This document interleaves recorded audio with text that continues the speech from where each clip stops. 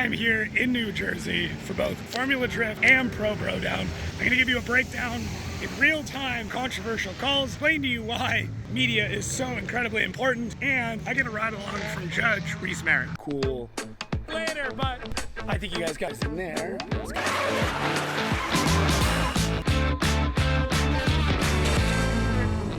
What's going on, everybody? Welcome back to New Jersey. I also wanted to take this video to explain a little bit more about media, and yeah, obviously a clip recently kind of blown up to me talking about media and the importance of it. So I wanted to take this episode as well to show you some behind the scenes from that world and why I find it so important. Obviously I shot media before, but just to explain a little bit more where all the media comes in. But today is seating 16. I've got drivers meetings, I've got a bunch of meetings. Should be a good time. Yeah. Nice. Hello. Yeah, so Kyle, What are you getting? Oh, right, vegan. Just rice. they offset Ron being White sauce. No, everybody's the same as Orlando, as in pro, right? Okay, seating bracket coming up. So basically just hung out in the booth during Pro Spec. Just went and picked up my brackets down the media booth. Nice little walk. But first up, I've got the practice show, which I'm going to have Chris Knapp on, who I think his role is like general manager. I mean, him and his family own the track, but super cool guy. And yeah, and then Matt Kaufman, who's an ex-pro driver and a guy that really should come back. So that's the plan for the practice show as of right now. Little taste of home. I'll have to bring this to Florida. Thank you, Tommy. Yeah. All right, they've got the studio lights up, so I'm going to take advantage of it and get a shot. Finish up seating bracket. It was a fun one. Hurst is back on some shit, which I like. Yeah, it was good. It was good. I mean, I really love seating bracket. I love seeing some of the battles that come out of it, and it does make for an interesting time. So very loud in here, but we're going to wrap up here. I don't know what my plans are tonight. Probably go to sleep, even though I got nothing to do tomorrow. This is what goes on, though. If you can see it, it's over. We're still discussing things. We're still going over stuff. It's not like we finish and it's just like, oh, that's it. That's the thing. The judges, Sage, everybody wants to continue to improve the sport, and that's literally what they're doing right now. They're going through the Hurst and Haley run to understand how they can better tell when Haley slows down. They confirmed that he did, that Haley was at fault. He did slow down. And now they're going through footage, sensors, everything, to see how we can better predict that or understand that for the next time. So if you ever think that this is like they don't care, trust me, we'll be talking about this all day tomorrow too. So yeah. All right, so what they're looking at right now to further explain the Hurst and Haley situation is if you watch Haley's lead and you watch his decel lights, they don't actually make sense. And if you compare it to Hurst, who's chasing behind him, if you look at something like initiation, you see Haley's lights don't change the way that Hurst do, which almost indicates that there is an issue with the decel light or the sensors within it. Then on the chase, Haley's is fine. And I'm not saying that like Haley's team changed anything or anything changed there, but something was not correct with either the sensor, the light, or the communication between the sensor to the light on Haley's lead. And that's why his decel light does not act accordingly, especially if you compare it back to what Hurst was doing. So hopefully that makes a bit of sense. Hopefully whatever video I should overlay over this will add to that, but that's what we're discussing right now. That's what we're going through. Like I said, we're still talking about it. Like, event's been over for like 15 minutes. We're still talking about it. So that is the explanation, hopefully, maybe. I don't know. One more time for the camera. What was that, Brian? This is why drifting can't be run by computers? Bro, let's throw a DOS box in. It'll solve all of our problems, right? Until I can bust a robot's balls and it understands that I'm being sarcastic, we can't have that. It's time again for Jacob Eats Barbecue and tells you how disappointed he is. I don't know if this is even going to make it in the video because I recorded a bunch of these and I haven't even edited or posted that video yet, so we'll see. This is from Jersey Shore BBQ. Yeah, I'm eating it in my bed in the hotel room because why not? Okay, pork belly burnt ends, nice. They did send cutlery.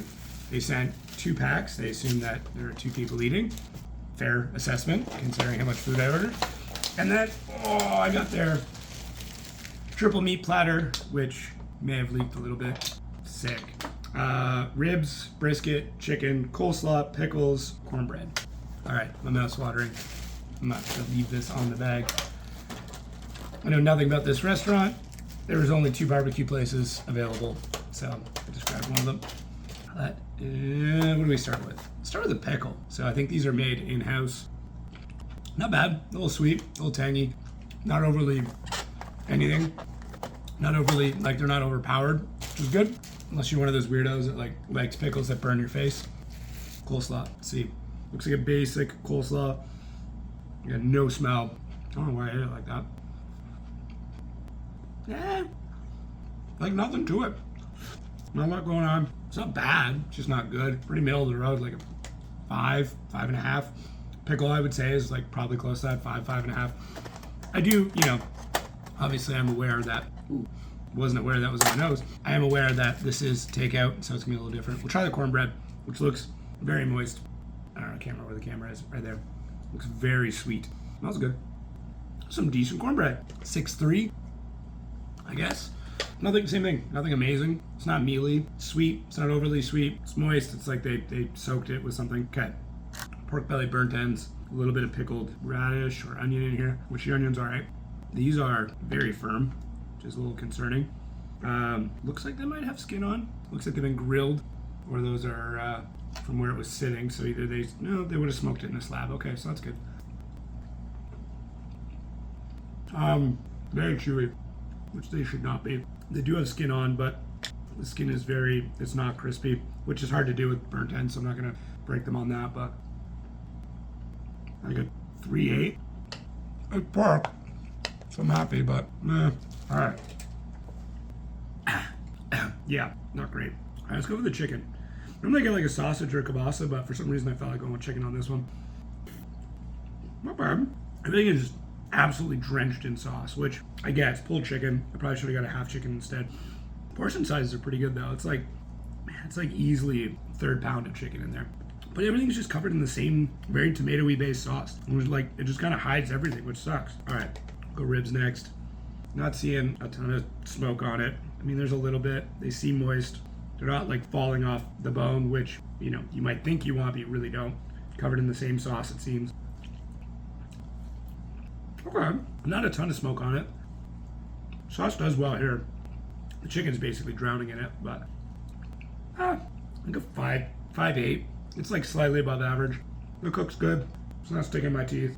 I'm not mad about it. Not amazing. It'll be fine tomorrow. All right, let's go brisket, which this is the make or break. This is how you tell good barbecue.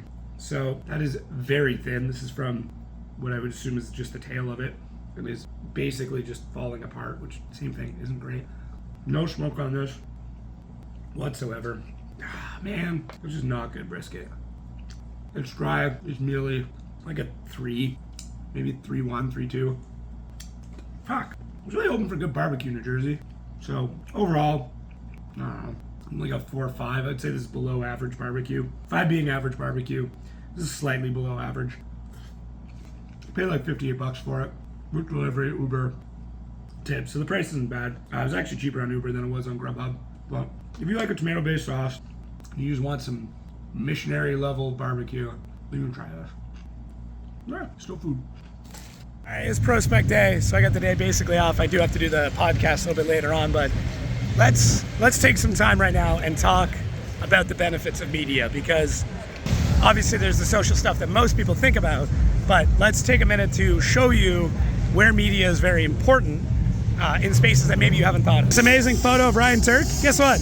A media person had to get that, and it was probably one of Turk's media people. Well, this would have been more than likely Larry Chen that got this at Media Day in Long Beach, but hey, a media person who is paid got that, and now it is on a Toyota booth, so there's one. Oh cool, look, Castro's got one too. I bet you a media person got that. Oh, and so did Ken, crazy.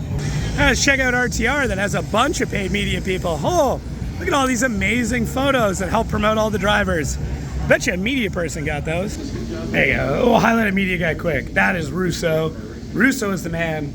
He has worked with so many different people, and you've probably been watching his footage for years and have no idea it was him. Look at this. Look at this man. I mean, look at this. All these people pushing the car. Hey, guess what? Media guy helping to push the car. We're everywhere.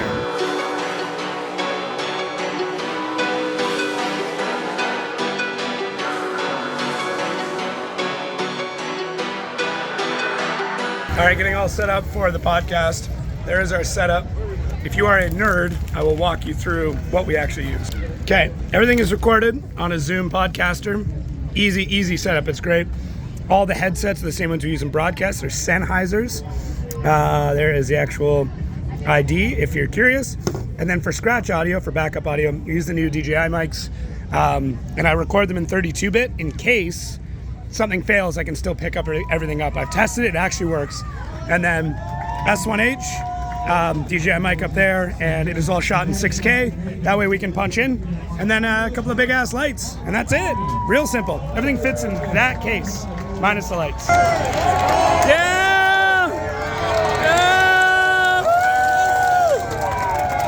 Yeah! Sorry, it's very dark. Just wrapped up the podcast at the end of the event. Went really well. I do feel bad like holding them back, so I try to keep them short, like 15 minutes, 20 minutes max.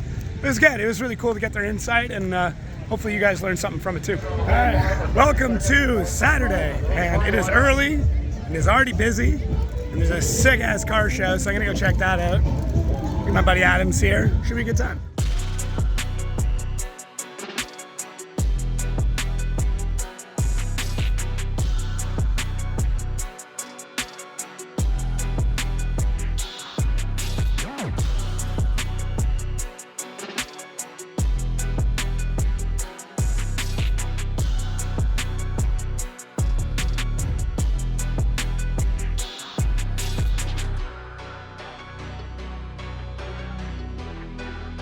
Okay, lunch today, Jersey Mike's, which is good, but they cut these half subs in half again, I don't know, but this is basically, it's a little snack area, so we get to, it's a little tough eating keto and doing it, but they're actually really accommodating. A lot of the time there'll be like beef jerky and stuff that they'll grab for me, although these are kind of my weakness.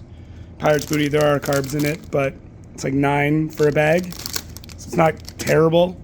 And then, AeroPress, coffee on the go, always ramen. Like we eat pretty well. Some good snacks, always cold drinks, so they treat us well. And paperwork for the day. So, show notes, nothing crazy. I told him I'll be down there. Talk about judging drivers meeting a lot, and then bracket. And then what I've done here is written down any of the win-loss rate that I could find for the drivers. So this one's kind of cool though. Dylan Hughes, Jonathan Castro, 3 wins for Hughes, 2 for Castro. And then there is our top 11. I think that's just to get Connor Shanahan at the bottom, but yeah. Pretty straightforward, little TV, and then obviously phenomenal view. I don't believe that for a minute, Hooman. Where's my candy? James Dean will lead Odi Bakshi's giving chase. Who's getting the win? Last year's Adam LZ made it to the Final Four, but he got knocked out. Dylan Dozer Hughes got knocked out by James Dean. Let's send it! All right, James Machine Dean initiates into that first outside zone. Feeling all of it. Odi Bakshi's dives in. Want to see that overhead shot. Look at that. Pulling that front left tire off the ground into that second outside zone. Odi Bakshi's bobs and weaves like a boxer in a boxing match. Here we go past that front inside clip into that final outside zone. James Dean dives in. He got the win in Long Beach. Is he going to get again here in New Jersey against Odi Bakshi's? Jacob, saw your little head nod there, like you heard a wrong tone, like you're a dog. What's going on? Yeah, just taking a look at the dynamics of the RTR cars. Right here in transition, you see a bit of a checkup there from James Dean, but Odi anticipates it and does a great job through it. I was just a little concerned things were going to get a little bit wonky, but both these drivers are top-tier chase drivers. Send it! Odi Bakshi's James the Machine Dean, who's coming out on top. James across the nose of that Ford Mustang RTR. Odi Bakshi's, look at that, James Dean airs it out. Big, massive, sweeping entries in that first outside zone. Look at the telemetry there. You can see they're on throttle, going past and inside to the front clip. Let's see, they are eyes on the prize right now in that final outside zone. James Dean dives in on the inside. He then massages the back end of that Mustang. The field suspension S15 crosses the finish line. Where you at, E-Town? Who gets the win? James Dean, Odi Bakshi's, or give you what you want one more time?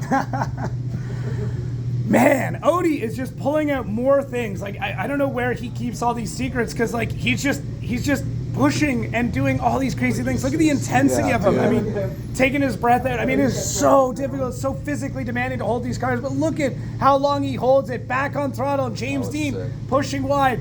Odie learning from the mistakes of the past, able to get back on throttle when he needs to be, but almost shaking off James Dean, who now has to drive as hard as he possibly can to get back in the battle. They transition out, going to outside zone 3. Odie could have been a little bit deeper, but James Dean right there on him, putting some... All right, just wrapped up the podium show. Love it. Absolutely love it. Got Adam to talk a little bit of his future plans, which is always sick. So I'm going to pack all this stuff up again. I don't know what my plan is tonight. I might vlog it. If not, we'll see you in the morning for Pro Broown. All right, I survived Sneaky Pete's last night. We didn't stick around for too long, but we are here now at Pro Broown. Some of these cars are absolutely wild. Love it. Good mix of like your standard and then, you know, just some new shit. Like, I mean, it's a new Edge with a blower. A lot of, I mean, obviously like Adam and Grant and TJ and all those guys are out too, which is pretty sick. So I'm pumped. I'm very much looking forward to this. All right, I've been told I gotta go get some ink done while I'm here, so we're gonna do that. So this is it apparently. This is the Tat Shack. And it is this little rundown thing, literally off turn 1. So